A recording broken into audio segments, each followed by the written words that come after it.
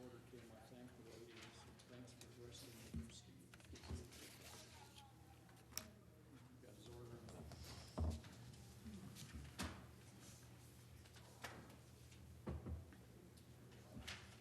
Does a podcast or something, where he screws up that junk out for people to listen to. I don't know. He's gone on forever. It's hard to get away. He's in contact with Mike and how's he doing? I don't know. He was in the hospital when I was talking to Steve. Is he out now or still in? I'm already sorry.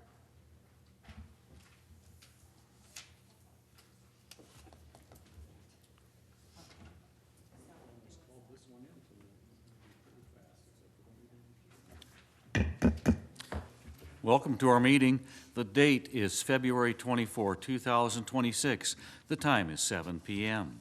This is an open meeting of the Grand Island City Council. The City of Grand Island abides by the Open Meetings Act in conducting business. A copy of the Open Meetings Act is displayed in the back of this room as required by state law.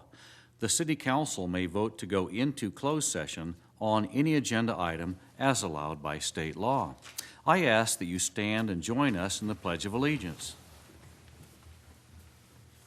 I pledge allegiance to the flag of the United States of America and to the republic for which it stands, one nation, under God, indivisible, with liberty and justice for all. The city clerk will now perform roll call. Councilmember Sheard. Present. Councilmember Stelk. Councilmember Conley. Present. Councilmember Nickerson. Present. Councilmember Brown. Present. Councilmember Hazy will be absent. Councilmember Mendoza. Present. Council President O'Neill. Present. Councilmember Pollock will be absent. Councilmember Lanfear. Present. And Mayor Still. Present. Individuals who have appropriate items for City Council consideration should complete the request for future agenda items form located at the information booth. If the issue can be handled administratively without council action, notification will be provided. If the item is scheduled for a meeting or study session, notification of the date will be given. Council members, do you wish to remove any of tonight's consent agenda items?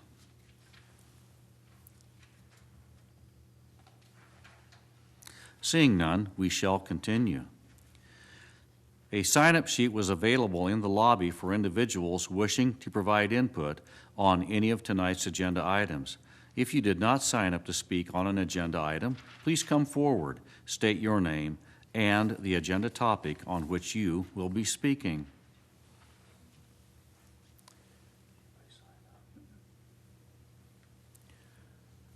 No one has come forward, so we shall continue. Council, is there a motion to approve the consent agenda? Mr. O'Neill. I move we approve the consent agenda items A through I. Mr. Lanfear. Any discussion? Please vote.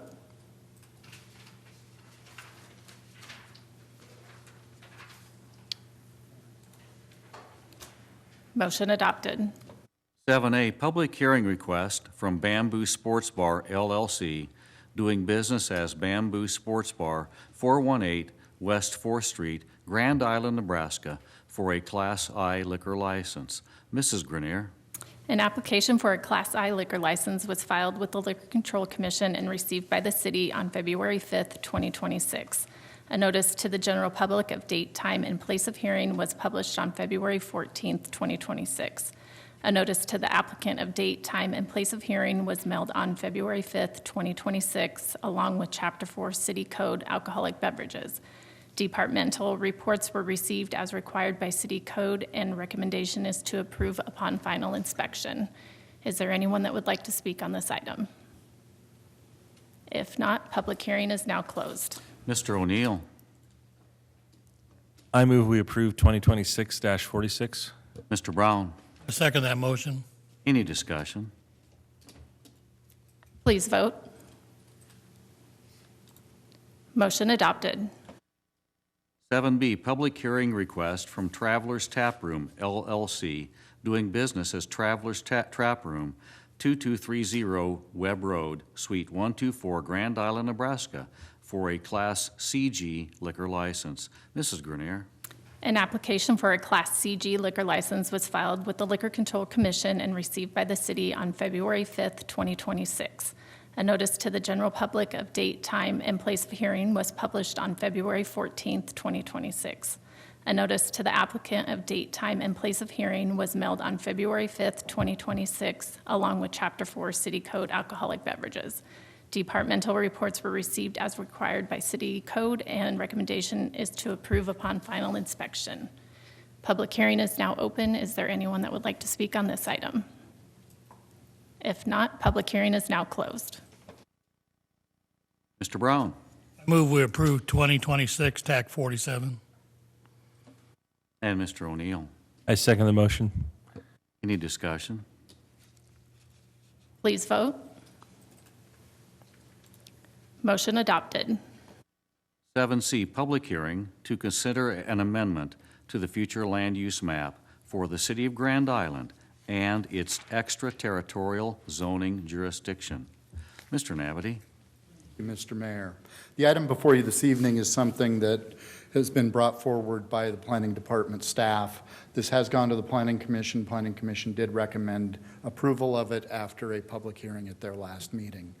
What we're considering here is a couple of changes to the future land use map, one around the airport, which would designate this area that's hatched around the airport as planned for manufacturing in the future. What that does is protects the airport from residential encroachment, but it does not rezone that property immediately. It is still currently zoned ag, either an ag 2 or an ag 1. So if one of the farmhouses out there burns down, they can rebuild. That's not an issue, but we won't end up with people coming in and asking for a residential development there near the airport, and that's something we really want to avoid. The other thing that we're proposing is to expand the rural residential to the south and east of Grand Island around the East Lakes, and open that up to the possibility of some additional rural residential, possibly changing some of that to the large lot residential, similar to what was done for the lake development last month. Just giving a few more options there. So that does not change the zoning, but when people bring in an application, it will be more likely to be consistent with the plan. Again, Planning Commission did recommend approval of this. Staff is bringing this forward. We adopted the plan just right at a year ago last year, and as we were looking at this is quite likely something we should have caught a year ago, but we didn't, so we caught it now and we're bringing it forward. Public hearing is now open. Is there anyone that would like to speak on this item? If not, public hearing is now closed. Mr. Brown. I move we approve 2026 TAC 48. Mr. Lanfear. Discussion, Mr. Sheard. Thank you. Chad, are there any developments that have already been talked about in any of these areas? We do have a request across from the golf course to rezone a piece of property there to a light manufacturing zone, which this would be consistent with that. And we also have another request just across into Merritt County that would be included in the southeast area to go to a large lot residential zone. So that Would be contrary to the new plan, No. nothing that this would negate that's in the works? Well, no, and the existing map, if we were to not change it, it shows it as agricultural around the airport. So to go to a residential zone, we would have to change the map to allow residential and then go to that. So what this does, quite frankly, is gives me more ammunition when people come in asking to change something around the airport, especially, to say, no, that's not the plan. They come in with something that, if you want to do storage units there and make it light manufacturing, we can support that. If you want to do a residential development where we don't have sewer and water and it's too close to the airport, we're not supporting it, and the plan that's in place does not support it. The group that's putting up a residential area north of town, I think it's further north than this. About 2.5 miles. It's just outside the 2-mile jurisdiction. Okay, so this would not, Does not impact them at all. okay. I know one of the things that came up at the county meetings from some of the farmers was that if we allow these, we're going to lose farmland and those types of things. So changing this area that you're talking about, do you anticipate anybody being angry that we're going to lose farmland for the same reasons? Yes. Okay. To be bluntly honest, yes, I do. We have that regularly. I don't believe you were on the council when the property around my house was up for rezoning, and they wanted to go from a transitional ag to an R1 suburban residential. This is just across the bike field from Westridge Middle School, or bike path from Westridge Middle School. And Mr. Baxter with T&E Cattle got up and said, you can't do this because you're going to infringe on my operation. We get that all the time. That's not going to change. Would this protect us, or at least give us that opportunity to say this is the long-term plan, so? It certainly does around the airport, and then these other areas around the East Lakes and expanding some of that. We've already got substantial residential development there. It does give us the ability to say it's consistent if this is what they want to do.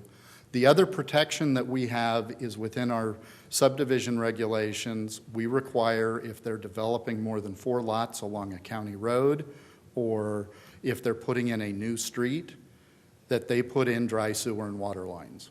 That has been a requirement of the city of Grand Island since the late 1990s.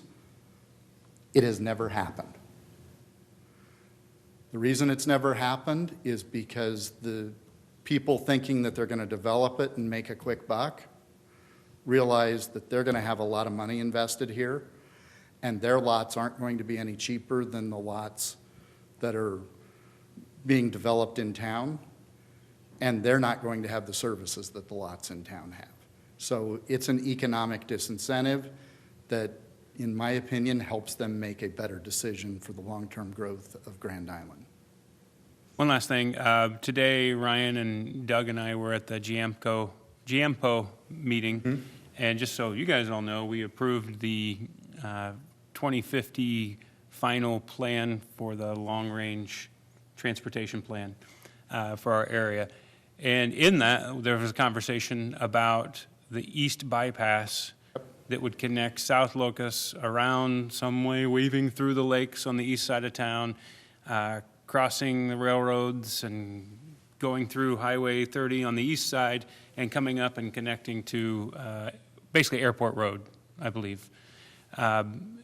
You've obviously seen that, and there was a lot in that plan about the future growth. Everything you see here, this aligns with that plan. This would align with that. If that moves forward, I would anticipate that there would be changes to this future land use map based on where that road alignment eventually ends up, to allow more